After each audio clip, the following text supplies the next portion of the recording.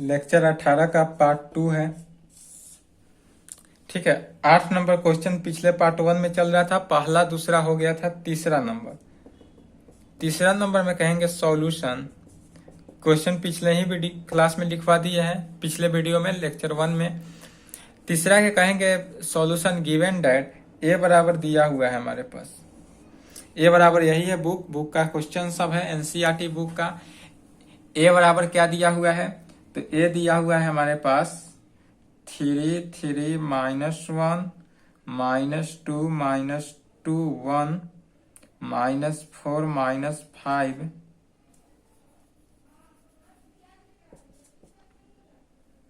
2।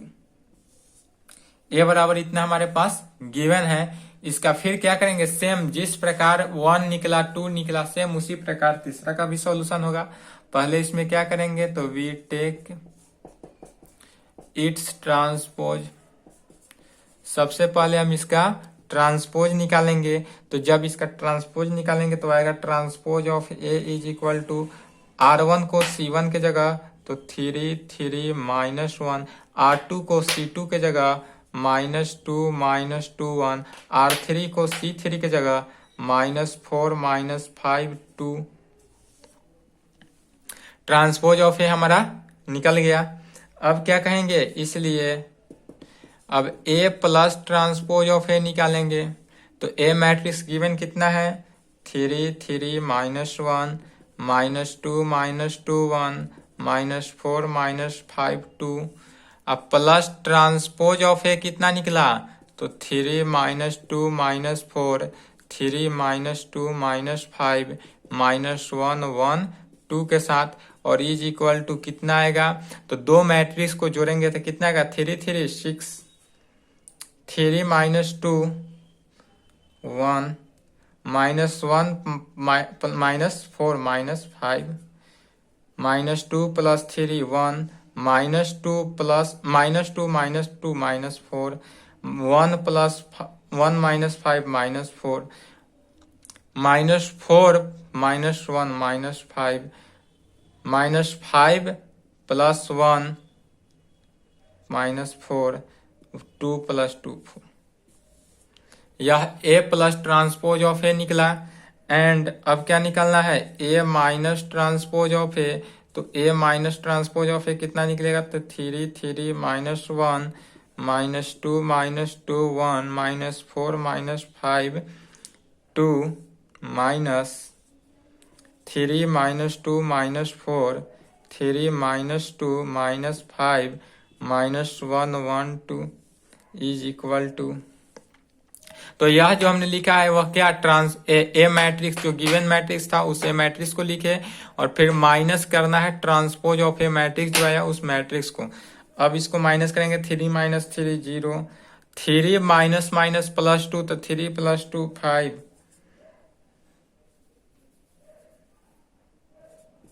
5 -1 minus minus +4 +3 -2 -3 -5 -2 minus minus +2 0 1 minus minus +1 +5 6 -4 minus minus +1 तो -3, फिर -5 -1 -6 2 -2 0। Main diagonal 0 ही होता है।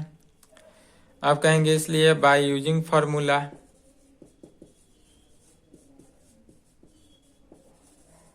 बाय यूजिंग फार्मूला क्या है, किसी भी मैट्रिक्स को, ए मैट्रिक्स को सिमेट्रिक और स्क्यू सिमेट्रिक में कन्वर्ट करने के लिए 1/2 into A plus transpose of A जो है वह कैसा मैट्रिक्स है, यह सिमेट्रिक मैट्रिक्स है, और plus 1/2 into A minus transpose of A कैसा मैट्रिक्स है, तो स्क्यू सिमेट्रिक मैट्रिक्स है। तो is equal to 1/2 into A plus transpose of A matrix कितना आया, तो उस मैट्रिक्स को लिख लेंगे।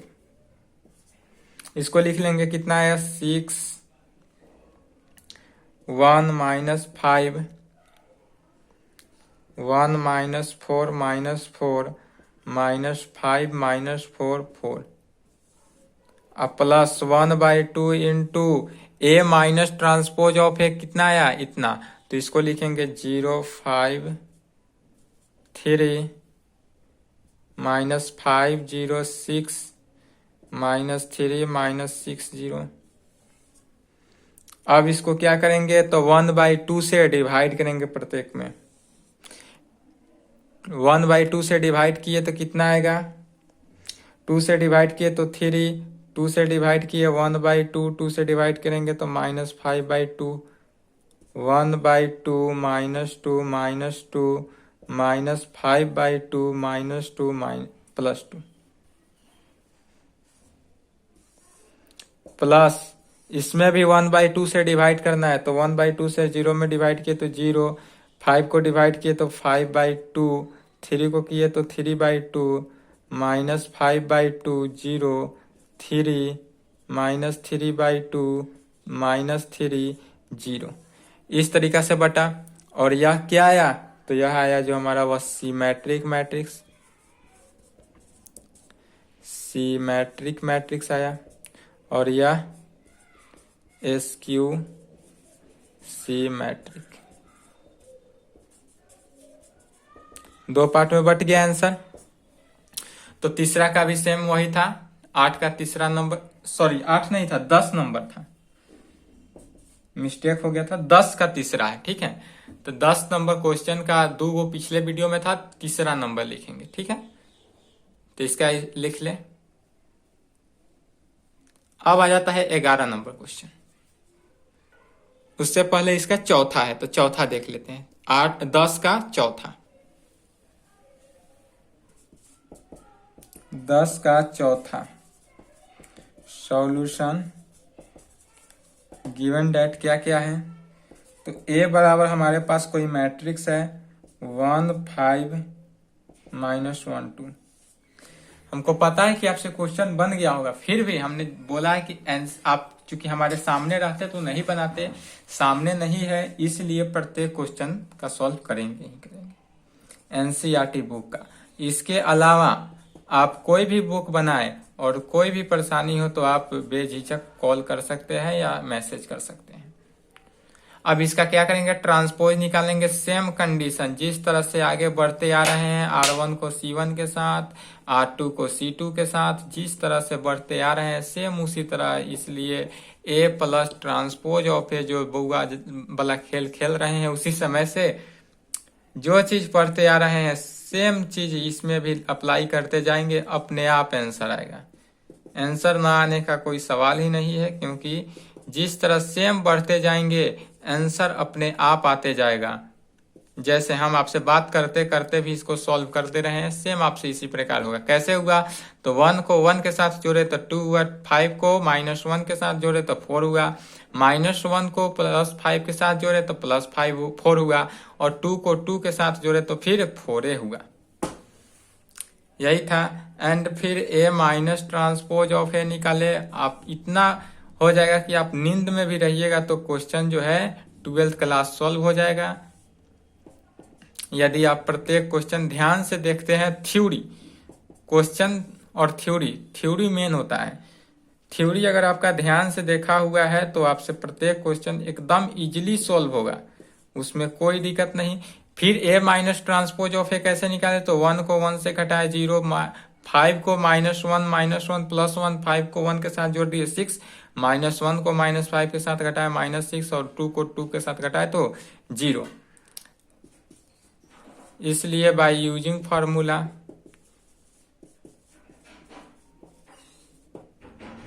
A बराबर 1/2 into A plus transpose of A plus 1/2 into A minus transpose of A। रटा ही गया होगा फॉर्मूला आप लोगों को। किसी भी मैट्रिक्स को 2 भागों में सिमेट्रिक और स्क्यू सिमेट्रिक में बांटना हो तो यह फॉर्मूला लगा देंगे 1/2 into A plus transpose of A।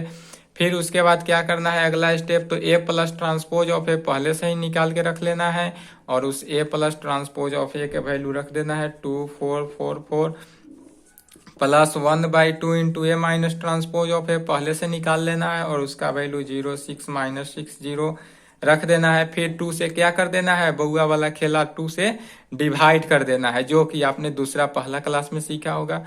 तो 1 2 2 2 प्लस 2 से डिवाइड करेंगे तो 0 3 -3 0। बस यह हो गया सिमेट्रिक मैट्रिक्स, या हो गया स्क्यू सिमेट्रिक मैट्रिक्स हो गया। यही आंसर, दो पार्ट में बांटना था, नीचे लिखना जरूरी नहीं है, इतना ही आंसर दिया होगा। अब आता है 11 नंबर। 11 नंबर क्वेश्चन है if A B symmetric matrix है ऑफ ऑर्डर सेम हो then A B minus B A क्या होगा। ऑप्शन है, ऑब्जेक्टिव है, सिमेट्रिक होगा, स्क्यू सिमेट्रिक होगा, या जीरो मैट्रिक्स होगा, या आइडेंटिटी मैट्रिक्स होगा। तो इसका सॉल्व करना है। सबसे पहले गिवन डेट हमारे पास दिया हुआ क्या है, क्वेश्चन में क्या दिया हुआ है कि A B are symmetric matrix, A और बी सिमेट्रिक मैट्रिक्स है। Given that A B are symmetric matrix, A B चूंकि सिमेट्रिक मैट्रिक्स है इसलिए कह सकते हैं कि देयरफॉर ट्रांसपोज ऑफ ए जो है वह ए के बराबर होगा एंड ट्रांसपोज ऑफ बी जो है वह बी के बराबर होगा। इसको इक्वेशन फर्स्ट मान लेते हैं। चूंकि ट्रांसपोज ऑफ ए के बराबर होगा, ट्रांसपोज ऑफ बी जो बी के बराबर होगा, तब यह मैट्रिक्स क्या होगा, सिमेट्रिक मैट्रिक्स होगा प्रॉपर्टी से। फिर कह रहा है ए बी माइनस बी ए निकालना है, तो ए बी माइनस बी ए निकालने के लिए क्या करेंगे, सबसे पहले इसका ट्रांसपोज निकालेंगे। यदि ए बी माइनस बी ए का ट्रांसपोज जो है वह ए बी माइनस बी ए के बराबर है तो सिमेट्रिक, और माइनस ए के बराबर है तो स्क्यू सिमेट्रिक, जीरो आ गया तो जीरो मैट्रिक्स, 1 आ गया तो आइडेंटिटी मैट्रिक्स। तो चलिए इसका ट्रांसपोज निकालेंगे। तो सबसे पहले प्रॉपर्टी से प्लस हो माइनस हो तो उसका प्रॉपर्टी, तो माइनस है तो ए बी का ट्रांसपोज या माइनस बी ए का ट्रांसपोज अलग अलग करेंगे। फिर इनटू के प्रॉपर्टी से सबका प्रॉपर्टी प्रूव्ड है, transpose of B into transpose of A minus transpose of A into transpose of B. अब चूंकि यह सिमेट्रिक मैट्रिक्स है इसलिए हमको गिवन है, इक्वेशन फर्स्ट में मान लिए हैं, तो बी ट्रांसपोज ऑफ बी को बी और ट्रांसपोज ऑफ ए को ए कहेंगे, और माइनस ट्रांसपोज ऑफ ए को ए और ट्रांसपोज ऑफ बी को बी कहेंगे। कहाँ से, यूजिंग इक्वेशन फर्स्ट से, इक्वेशन फर्स्ट का उपयोग किए हैं। अब इसमें से यदि हम माइनस कॉमन ले ले तो ए बी माइनस बी आ जाएगा, माइनस कॉमन लिए तो A B minus B A, अर्थात यहाँ पर क्या आया कि A B minus B A का ट्रांसपोज जो है वह किसके इक्वल आया, minus of A B minus B A के। A B minus B A का transpose minus A B minus B A के बराबर, इसलिए यहाँ पर क्या कहेंगे कि ए बी माइनस बी ए जो है is A skew symmetric matrix, skew symmetric matrix के प्रॉपर्टी से आया।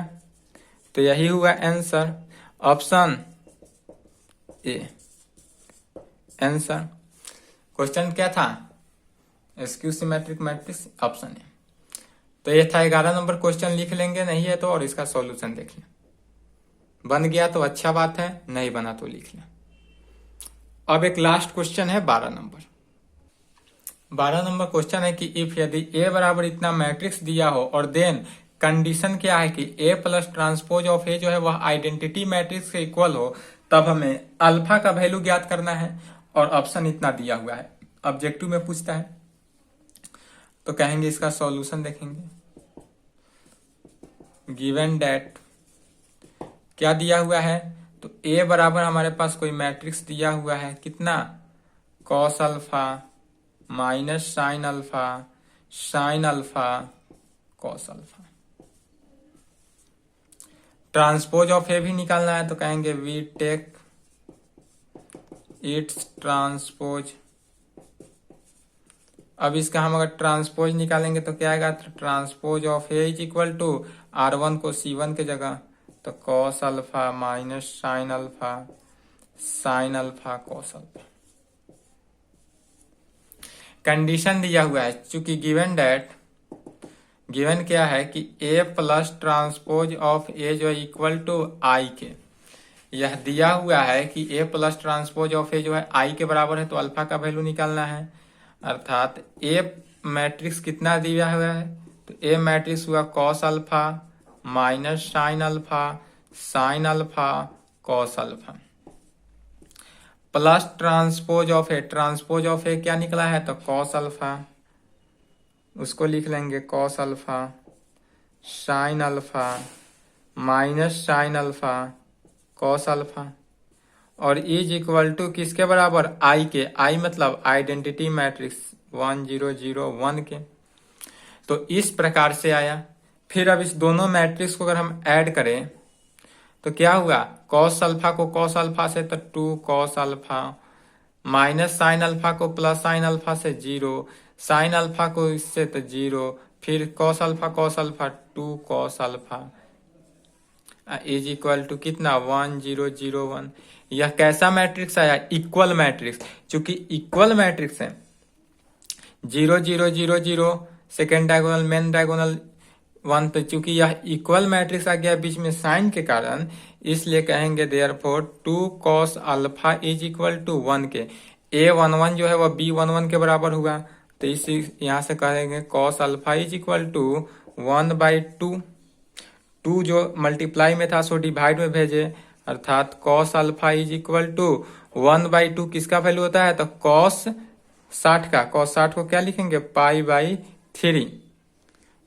कॉस 60 का वैल्यू 1/2 और उसको π/3 लिखेंगे पाई के टर्म में, क्योंकि ऑप्शन में पाई के टर्म में है, इसलिए कहेंगे दिस इम्प्लाइड अल्फा का वैल्यू, कॉस से कॉस कैंसिल, π/3।